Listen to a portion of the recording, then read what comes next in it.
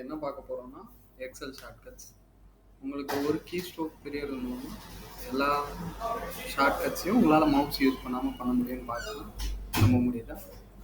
So அந்த ஒரு key ஸ்ட்ரோக்கை பற்றி தான் பார்க்க போகிறோம். அந்த கீ ஸ்ட்ரோக் வந்து ஆல்ட்.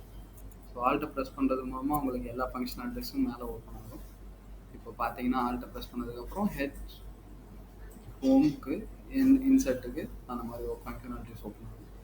அந்த கீ ஸ்ட்ரோக்கை வச்சு நான் ஷார்ட்கட்ஸ் எதுவும் வேறு எதுவும் ஷார்ட்கட்ஸும் யூஸ் பண்ணாமல் எப்படி இந்த டேபிளை கன்வெர்ட் பண்ணுறதுன்னு பார்க்கலாம். ஹெச்ஏ ஆல்ட் ஹெச் ஓ ஐ ஆல்ட் ஹெச் பிஏ அப்புறம் ஆல்ட் ஹெச் ஹெச் ஓகே அப்புறம் alt H N alt H.